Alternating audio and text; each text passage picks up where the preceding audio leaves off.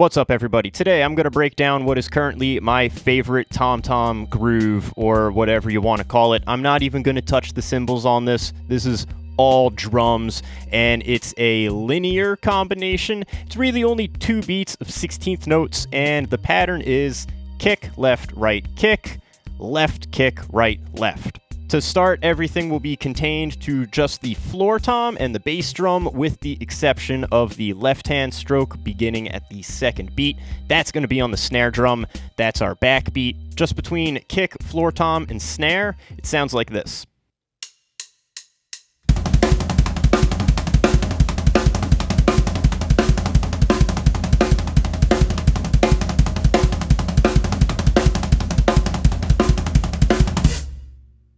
Obviously, it's quite busy and very thunderous, given that we're just hanging out on the low end over here. But if you just jump into this combination, you might trip over yourself a little bit. So I think it's good to take a step back and try to see if there are any consistent patterns within this combination. If we look at just the right hand, we'll see that it plays on only the and of each beat, or the up beats. So that's a nice, steady thing that we can sort of use muscle memory to lock into place. And if we could keep track on what only the right hand is doing, I think it just makes it a little easier to position everything else and keep all of the strokes nice and even. If we look at just the bass drum, we see that it plays right on beat 1, as well as the last 16th note, or the of beat 1, and then the second 16th note, or the E of beat 2.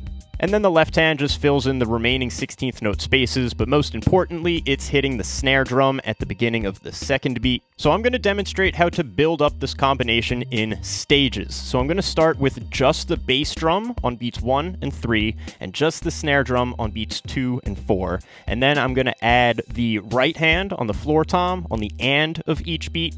And then I'm going to add the 16th notes on the bass drum. And then I'm going to finally add the remaining left hand strokes, which will also be on the floor tom.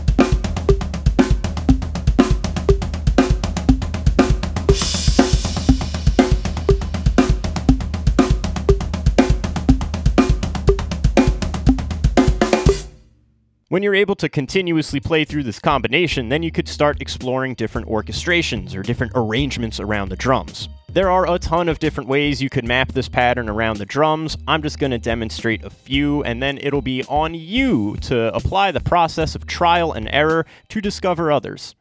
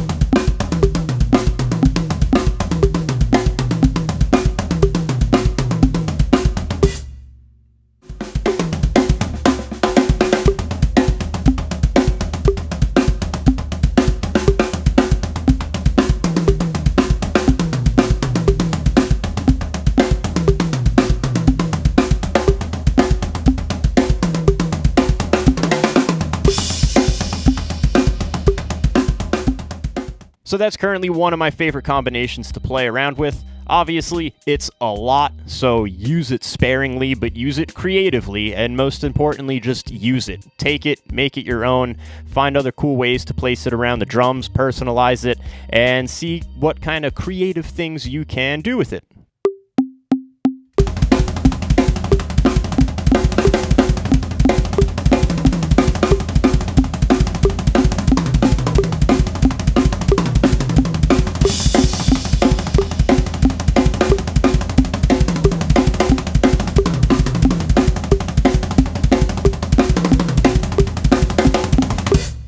If you like what you saw in this video, check out my Patreon page. Your support grants you access to transcriptions for this video, as well as transcriptions for all my other lesson videos. And follow me on Instagram @drummerhar to see more videos of my playing.